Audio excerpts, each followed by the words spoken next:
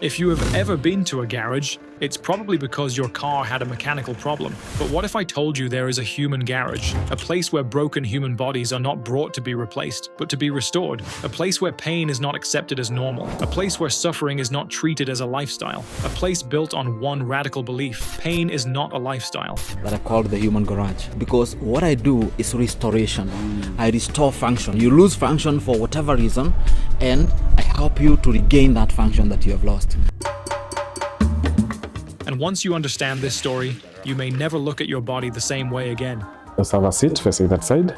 Every machine on Earth comes with a manual, a guide on how it works and how it should be maintained. And when that manual is ignored, breakdown becomes inevitable. Small problems turn into bigger failures. Systems collapse. Repair becomes expensive. Now think about your body. You were never given a physical manual at birth, but the design still exists. Structure, movement, balance, energy, repair systems, communication systems, everything working together. But what happens when the system is ignored?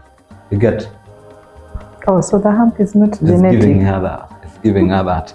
Coming from here. At Human Garage, they believe most people are not sick, they are mismaintained. They are not broken beyond repair, they are misunderstood. And that is where this story begins. Because inside this movement stands a man the world now calls the Barefoot Doctor.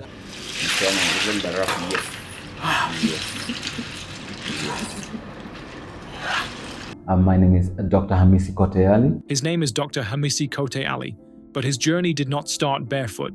It started in classrooms in Kenya, in training halls, in hospitals, and across some of the most respected medical institutions in the world. Fashion manipulation, international school, first edition, Jan and Dust. We just finished lunch.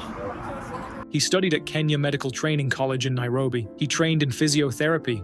He worked with patients.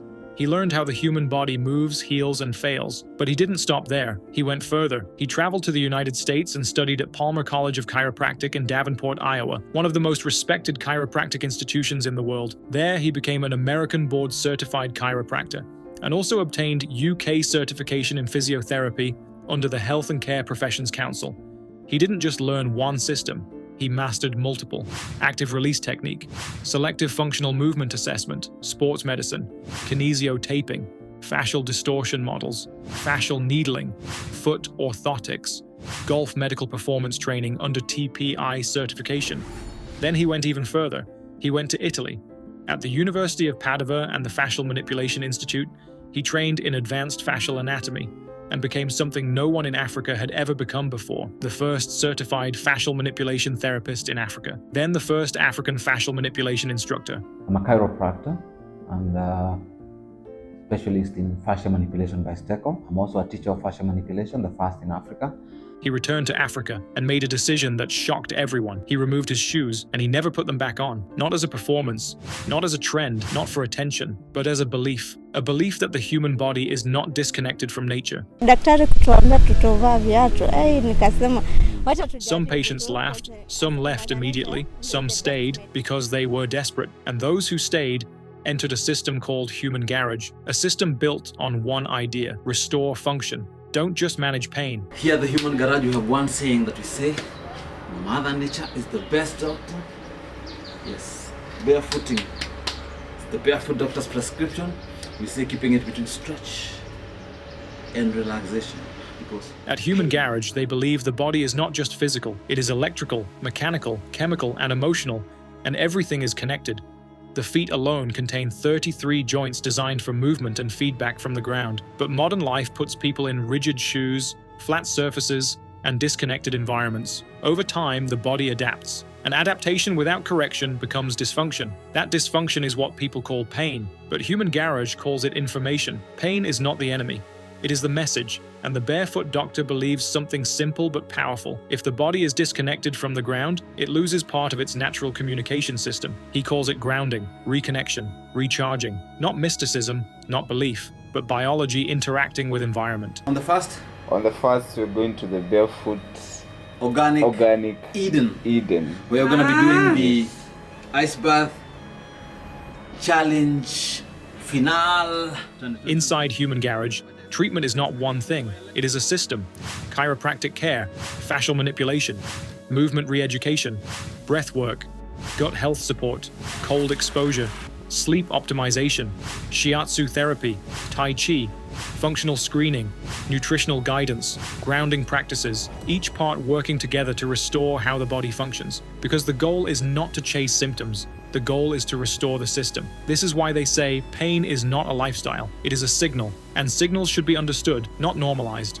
I didn't want to call it a clinic because a clinic is where you go to get the medicine, and I don't give any medicine. They walk, they breathe, they move, they reconnect, away from noise, away from pressure, away from artificial environments, a place where nature becomes part of recovery. But the human garage story is not just about philosophy, it is also about people. People who arrived broken in different ways, people who were told their conditions would not change, people who had accepted limitation as permanent. Some came unable to walk.